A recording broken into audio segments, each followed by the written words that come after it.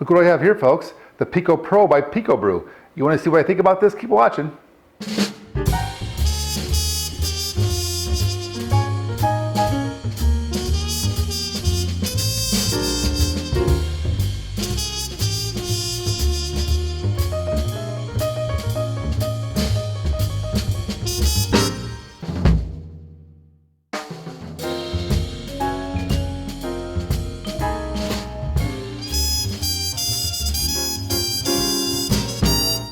Hello everyone and welcome back. So yes, I have a Pico Pro by PicoBrew over my shoulder here. They sent this to me for free to do a review video, and you know, me being amongst among many out there who they sent this to recently in a campaign they're doing, a marketing campaign to get the word out about this machine. So they sent this to me for free, but they are not paying me. I am going to give you my actual honest opinion about this, and if you are curious about what that is, keep watching. So after I unpacked this thing, I was eager to get started and set out to start brewing beer, but I quickly realized there was a pre-brewing step called the first rinse, which I had to follow the directions to, which involved using some distilled water, hooking up the kegs, the hoses, to turn on the machine, walking through what's basically a first rinse cycle to clean out the machine. And that took a little while, but ultimately it completed and I was able to move on to the next step. And what you're looking at here is one of the PicoPaks, one of the recipes. This one is from the Beer Army, the Heroes Never Die beer. And this all comes in one box, all packed tightly together. And on the left here are the grains and mineral or nutrient additions required to replicate the beer. The hops additions are in this pouch here. There's 4 pouches here it looks like for up to 4 different hop additions throughout the brew period. That comes with a US 05 Cephali yeast. It's a dry yeast. Some sugar for priming, I imagine, and this one was dry hop, so it came with some extra hops for dry hopping. So let's go ahead and make this beer. I put the hops pack in this little piece here like it tells me to do online. Let's see, so then I put the big cartridge in front like this, all the way down in there. This is supposed to go in the back and slid to the far left like this, leaving a gap there according to the instructions. Now I'm supposed to cover this up with the lid here. Make sure these holes kind of line up, which they do, it looks like basically. I don't really want to just tweak it a little bit. That looks a lot better. There we go. I can actually see the holes in the slots right there. Okay, now slide this in here.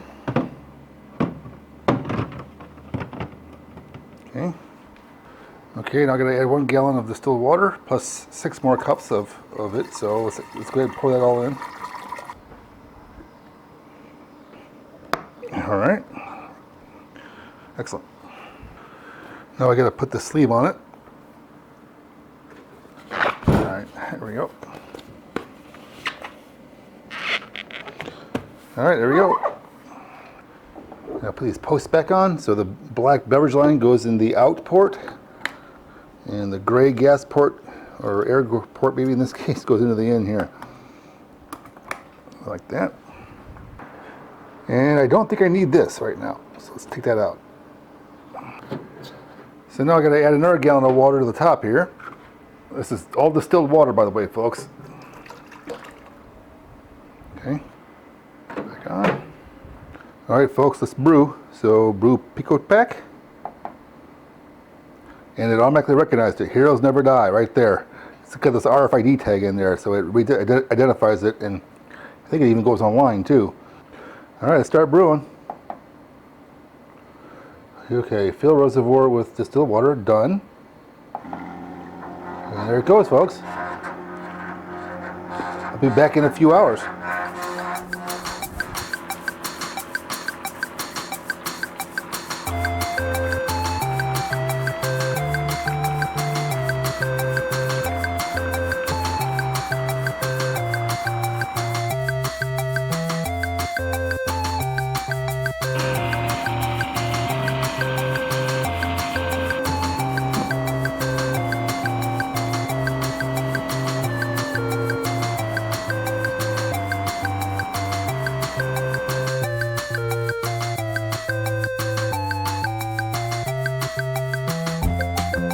Alright folks, it's been over 2 hours. I'm not sure exactly how long because I was in the house watching a movie, but I come out and it says brewing is complete.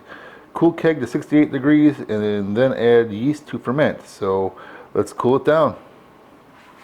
Alright, I'm going to put that in there, plug it up, take these off. Whoop.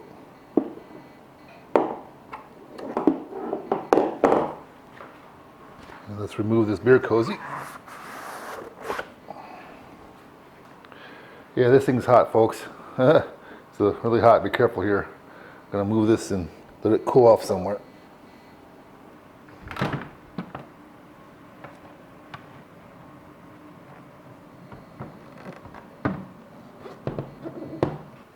And here's the PicoPak opened up here, with showing the spent grains. I just dumped this into my 5-gallon bucket to throw it into my compost bin out back, but you can see there really is grain inside these things.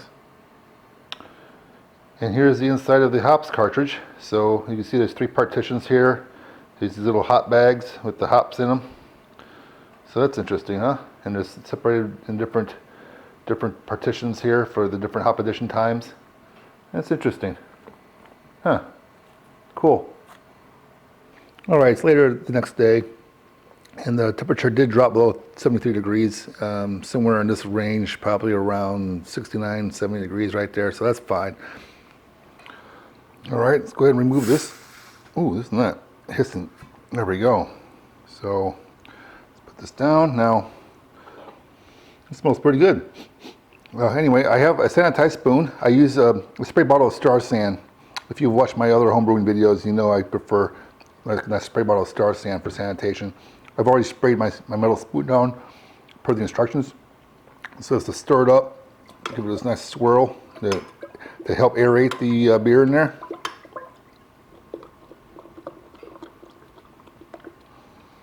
Alright.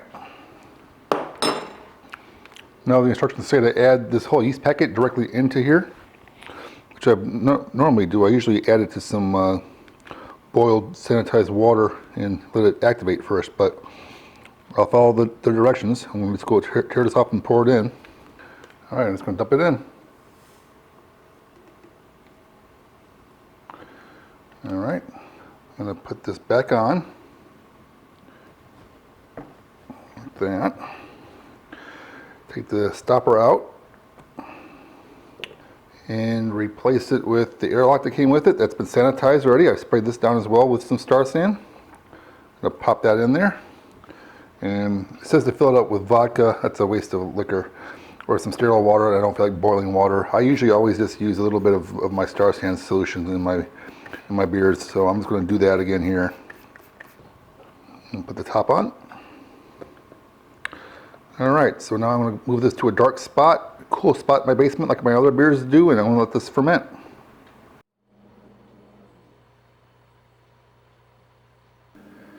Okay folks, it's been over 3 days now. According to the directions, I'm supposed to be putting in my dry hops for this recipe. So here's the bag that came with it.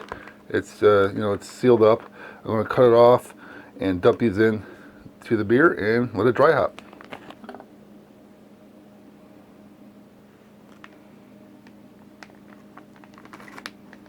Just like that. I still see the krausen in there. It's still kind of fermenting. Maybe it'll be a tad early to put this in, but I am following the directions. So, just like that. Alright.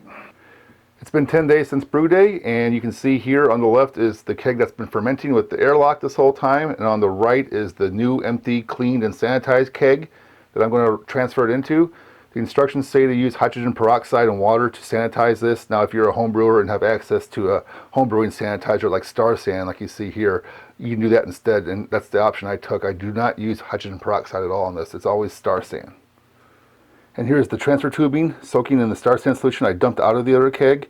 And you have to put these little black wands on there to open up these the bev disconnects so you can let the sanitizer inside the tubing. So now it's been soaking for a while, so now we can go ahead and drain and use this. So to do this pressure transfer, I got to seal up the original keg with the original lid that came with it rather than this keg seal device. So I got to pull this off. And the beer is completely flat in there, it looks like, so it is completely done. I see the hops bags floating on top there. going to put this on. Now I sanitized this lid already off camera in that same solution that I showed you before there. There we go. So I'm going to go ahead and rack this using one of the options in the manual, using the included CO2 regulator that attaches to the gas port with a couple of CO2 cylinders here. They list a couple of options, including using the PicoBrew itself to do the transfer, but I'm assuming that's going to be using air to do the transfer, and I want to use gas.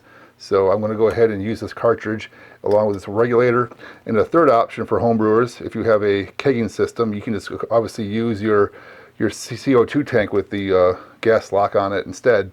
But since I'm doing this by the book, basically, I'm going to use their device, their regulator, and their CO2 cartridge. There we go. Okay. Now this goes on to the gas in port, which I believe is right back here.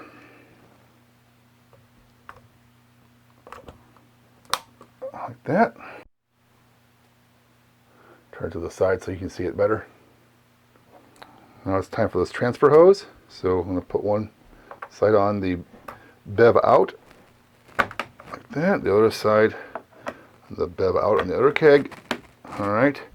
Now I'm going to pull this check valve up and turn it 90 degrees like this to keep the tank unpressurized. So when the gas pushes from here into here, pushes the beer through the tube and into here, it doesn't pressurize and stop transferring. You want to turn this check valve on to keep it open on this end so it'll fill up and push all the air out of the keg.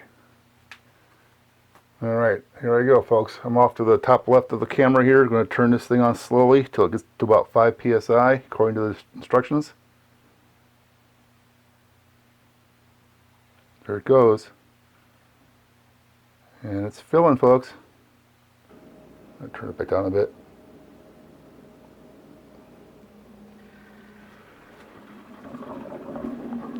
Whoop.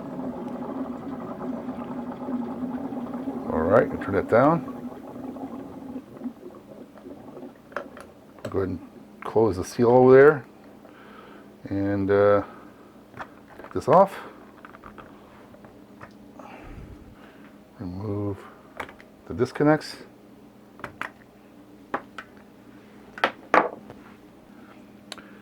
Now I'm going to move the regulator and the CO2 into the gas in on the final keg here now.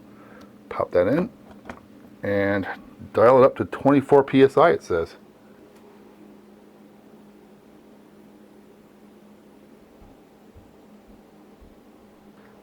Now I'm going to put this in a fridge for about 36 hours, it says. So I'll come back then.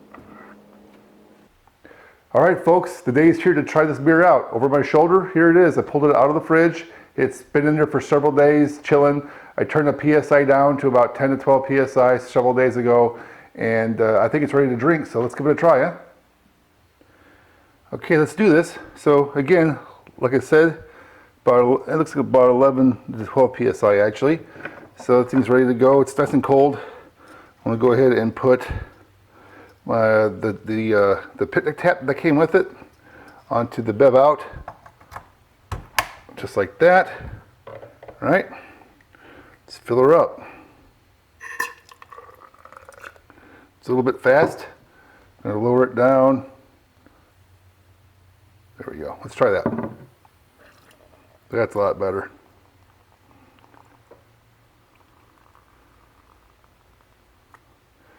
Got a lot of foam in that first pour because it was pouring very fast.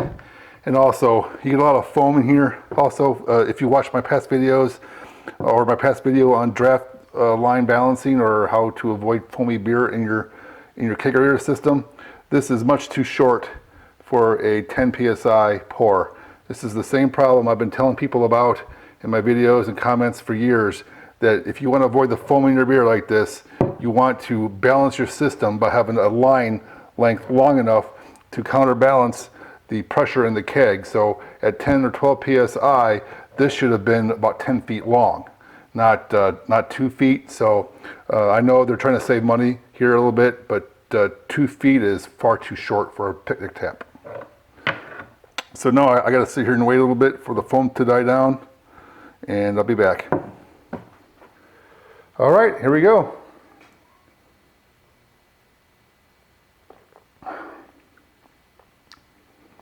Well, it's certainly a pale ale.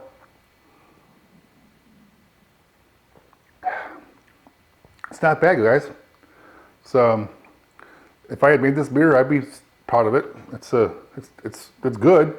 Again, I've never had the real beer from the maker of this Beer Army place. It's my first time ever even trying their beer, so I don't have a benchmark to compare it to.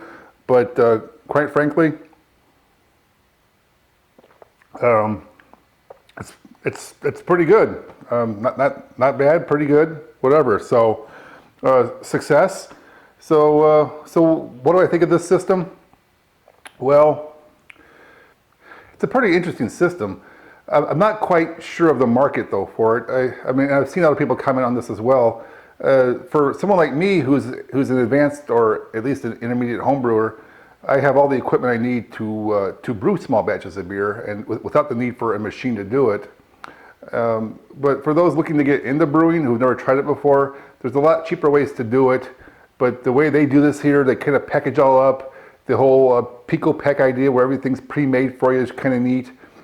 But if you're looking to design your own recipe, because at first I thought this would have been really cool because you can go to their website and you can create what's called a Freestyle pack, and I did that and it came in. I haven't made it yet. This is the first beer I've made with this so far, but you can design your own beer, and I thought that would be really great. So I can actually get a 2-gallon batch of beer from various ingredients and malts and hops and yeast and things, and then have it made, have it sent to me, and I can do sort of a test recipe before I invest in any bigger equipment. Well, I quickly found out, although the website and the Freestyle packs will let you create your own beers, they have a limited selection of grains and hops and a single yeast to use. I think it's the Cephali US05, I think it is. So they got one yeast choice, some hops choices, some grain choices, but so you're somewhat limited as to what you can do when you design your recipes. So I thought it was pretty neat. You know, I'm not sure if personally I would pay for one of these, again, given that I'm already a home brewer, but if I have some money to burn and want to try something quick and get this done, I don't want to invest the time and research and energy into looking into what it takes to brew and spending time to procure your equipment and do all this stuff just to give it a try. This might not be a bad way to do it. It's just an expensive way to do it. But what helps take the sting out of that price tag is the fact that this machine, this PicoBrew, can actually be used as a sous vide cooking device as well. So for those of you who don't know what sous vide is, it means under vacuum in French, and it's the way you can cook foods to certain temperatures in a hot water bath inside a plastic bag, basically, that's in a vacuum bag. And so you can cook steaks and chicken and vegetables and things up to like a perfect 130 degrees, for example, and or whatever the temperature it is that you're shooting for. And so that's kind of a positive to it. You can take advantage of that, right? And I think I will actually, because I am a beer and barbecue channel, so I think I am going to take this PicoBrew and I'm going to do a sous vide with it next, and I will do a video and report back to you. But otherwise, cheers, prost, skull, all the other words for cheers, and I'll talk to you all later. Thanks for watching.